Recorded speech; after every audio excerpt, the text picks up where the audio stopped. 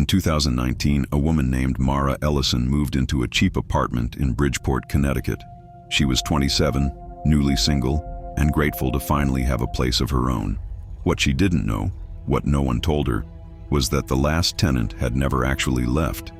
Marra found the apartment on Craigslist, Unit 4B at the Holloway Arms, a 6-story building on the edge of downtown that had seen better decades. The rent was $640 a month, which in 2019 was almost suspiciously cheap. The landlord, an older man named Dennis, handed her the keys without making eye contact. He said only one thing before walking away: "Don't leave food out." She figured he meant mice.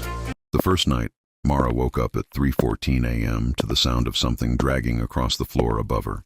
Slow, deliberate, like someone pulling a chair, one leg at a time. She lay in the dark and listened for almost 10 minutes before it stopped. In the morning, she convinced herself it was a neighbor, but she noticed something strange when she went to make coffee.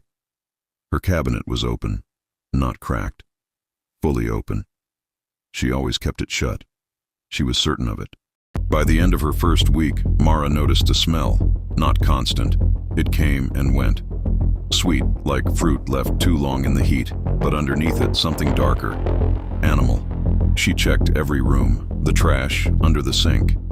Nothing. She burned a candle for 3 days straight. The smell always came back, strongest near the closet in the hallway.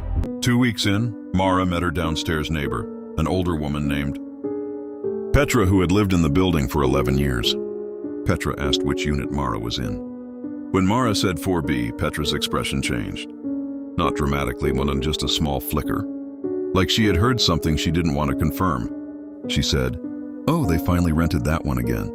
Marra asked what she meant. Petra said, "Nothing, honey. Just good to see it occupied." She went inside and closed her door before Marra could say another word. Marra started researching. The apartment building had a basic Google listing, a few reviews.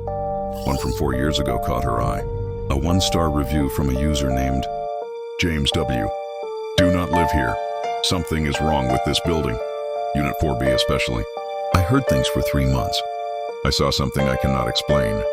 Management doesn't care. Get out." When Marra tried to find James W., she found a local news article instead. James Whitfield, 34, had been found unresponsive in his apartment in 2017. The apartment? Unit 4B. The official cause of death was ruled a cardiac event. He had no prior heart conditions. Marra set up her phone to record audio overnight. She placed it on the nightstand and went to sleep. In the morning, she almost didn't check it, but she did. For the first 4 hours, nothing. Then at 3:17 a.m., a sound. Low, rhythmic breathing, not hers. It was slower, closer to the mic. At 3:22 a.m., a voice, barely audible. She had to wear headphones and turn the volume all the way up. Marra should have left. She knows that now. But she had nowhere to go, no money saved. And a part of her, the rational part, was still searching for an explanation. She told herself it was interference. A neighbor's voice, a glitch, so she stayed. And that's when things escalated. The cabinet was no longer just open. Things were moved. Her shampoo was on the wrong side of the tub. A kitchen chair was pulled 3 feet from the table. And then one morning a handprint appeared on the bathroom mirror, facing inward, as if pressed from inside the glass. On the 41st night, Marra woke up and couldn't move. She described it later as sleep paralysis, but she had never experienced it before, and hasn't since. She was on her back. She could see the ceiling. And in the corner of the room, near the hallway closet, there was a shape, tall, still, not quite solid. She said it was like looking at something through dirty water. It didn't move. It just stood there, and she understood, in the way you understand things in a dream, that it had always been there, that it had been watching her since the first night, that it was not going to stop. Marra left the next morning with 2 bags and her cat. She never went back for the rest of her things.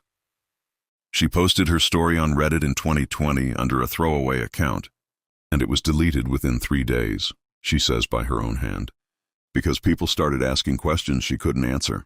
I found it archived. I have been trying to verify her account ever since. What I can confirm, James Whitfield did exist. Unit 4B was vacant for 2 years after his death.